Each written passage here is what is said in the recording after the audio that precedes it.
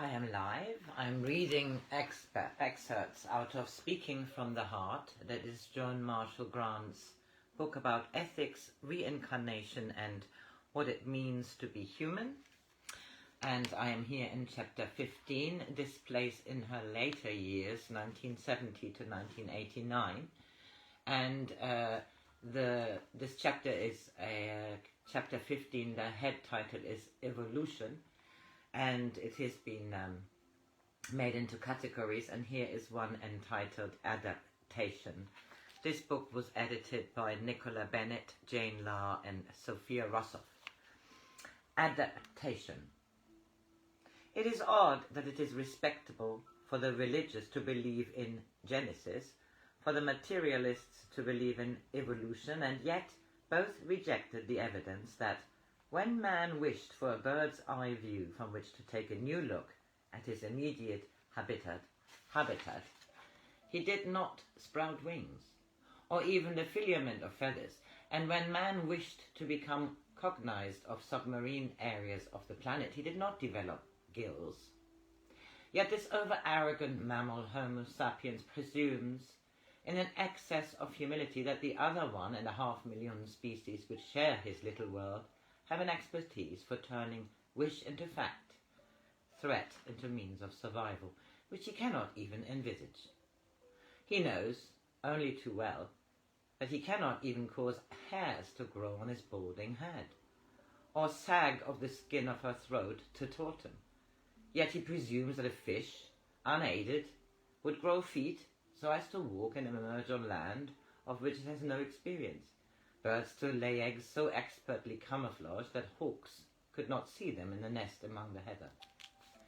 Man wished to extend his scope of mobility, and so conceives a lighter than air machine, which enables him to fly. Man wishes to communicate beyond the range of his voice or smoke signals, or so invents a telephone, a radio, a television, but first came the vision, which was translated into practical form. Any artist of his own empiricism knows this to be true. What musician has not heard the theme before he began the labor of orchestration, and wept because the echo is so distorted? What sculptor has not felt the statue with the palms of his hands before his chisel begins to free it from the stone in which it is encased? What writer has not lived the verities he tried to hand on before even a line has congealed into words on paper? It is exceedingly difficult, even with the aid of mirrors, to squeeze a blackhead on the back of your own head. Consider how much more difficult it would be for a bird to design its crest, to create the intricate colors of its plumage which it cannot see.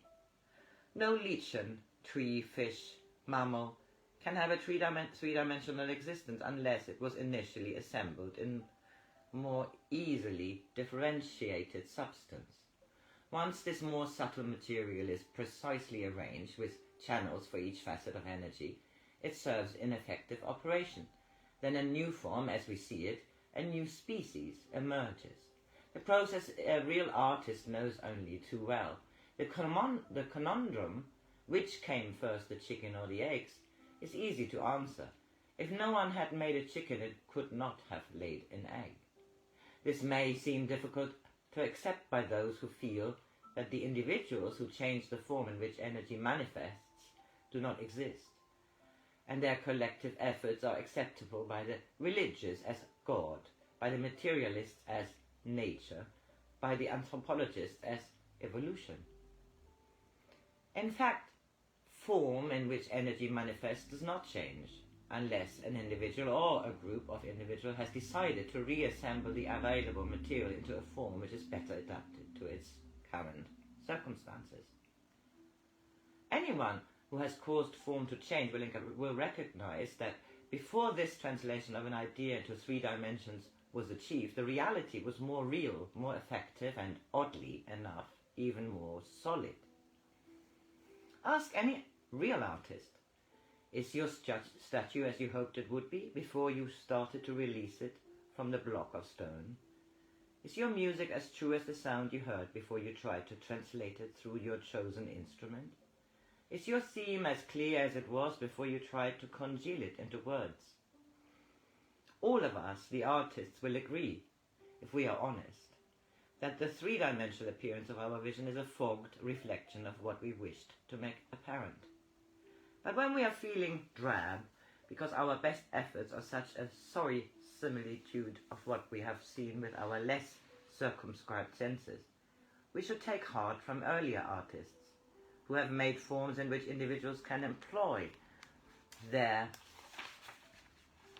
energies, using all our expertise to make the peacock's tail, the lion's majesty of paw and mane, the nightingales and the owl's cry to extend the range of those who listen alone in the night.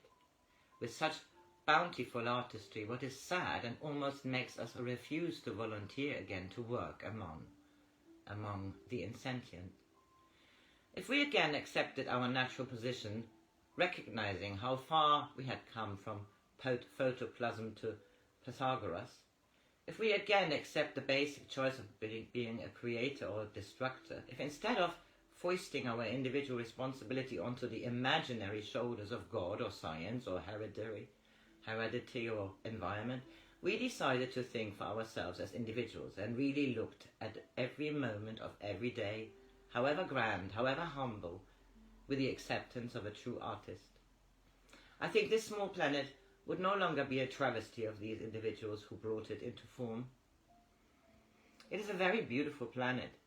It has a complexity and variation of forms such as had not been seen, at least in this galaxy. The variations between animal, human, plant, fruit are so manifold that each, when sensing another, has something to learn, something by which he can grow. The orchid to the primula has something to offer for the other's growth, the lion to the leopard, the elephant to the ant.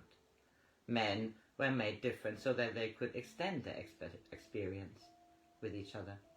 The reason why three-dimensional forms are so different is that each can grow, and in growth attain enough vision, hearing, feeling, tasting, smelling, so as to be more able to accept more incoming energy, as to equip it with a life to make another dream come true. A true dream is the ability to translate what could be into what is. So this was the end of chapter 15. Chapter 16 is God and Religion, and I'll be interested to hear what she has to say about that. Have a lovely Sunday.